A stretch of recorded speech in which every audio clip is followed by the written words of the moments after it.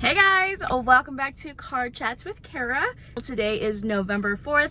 It's Saturday and I cannot believe we are already in November. I thought I'd just give you an exciting life update. So in Ray and I's journey to starting a family, this is just my personal story and my personal experiences of what I have been going through and the things that my husband and I are going through to start our family. Disclaimer, I am not a healthcare provider. I am not a healthcare professional. You should always seek medical professional help if you have any questions. Even though it's been a very incredibly hard journey. We've been trying to conceive for over a year now. It unfortunately is at the point where we are considered in the healthcare field to be infertile, but we don't really put that label on us because, again, we understand that the human body is so complex and it's so crazy, and we have to remember that like our timing is not perfect, and the only one whose timing is perfect is God's. So we're trying to remember to keep the faith, but also remembering that, again, God created doctors and created people who are very qualified and skilled in their field to essentially help people like myself and Ray out when it comes to, wanting to start our family. So over the last 12 months, we have really regulated my PCOS. So PCOS stands for polycystic ovarian syndrome. And essentially for me, it was just, my only main symptom was a lack of a period. So I would go like a whole year without a period. That was the longest I ever went, which I understand that's not healthy. Trust me, I know.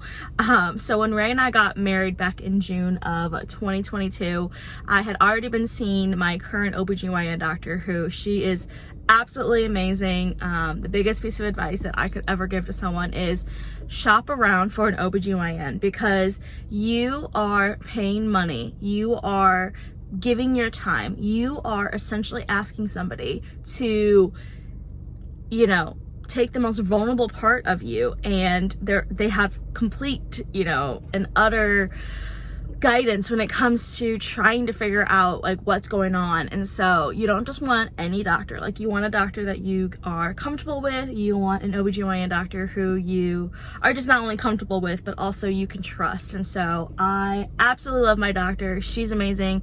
She gets to the root of problems and doesn't just slap a label and a band-aid and give you medicine and tell you to get on birth control. Like, she gives you options, and that was something that was really important for Ray and I, especially with us being Catholic. We believe in natural family planning, so we just always have tried our best to remember that like God's in control and we are not.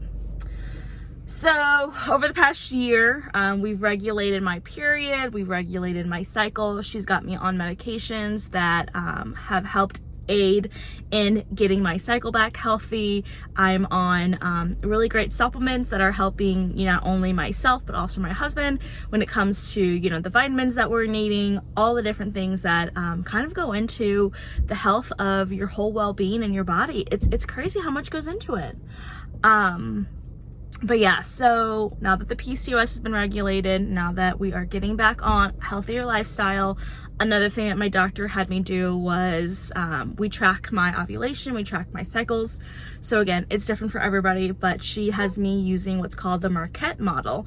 And the Marquette model is where, every couple of days during your cycle, when you're in the ovulation phase, I test my own urine at home, and I have a device that lets me know whether my fertility rates are high or low.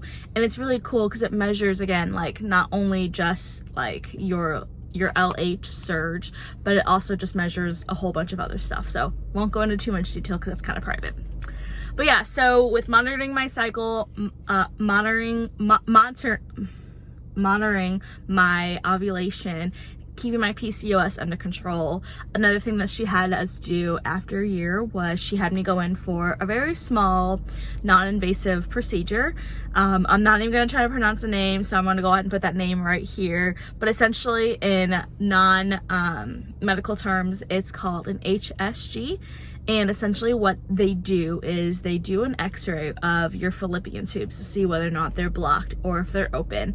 And so what they do is they insert like a long catheter into your cervix, and then they shoot some dye into your ovaries to see whether or not your fallopian tubes are either blocked or clear. So again, when it comes to the science and just the medical ways of conceiving a baby, you know, the sperm has to travel through the cervix into the fallopian tubes to meet with the fertilized egg to again hopefully create our future little children.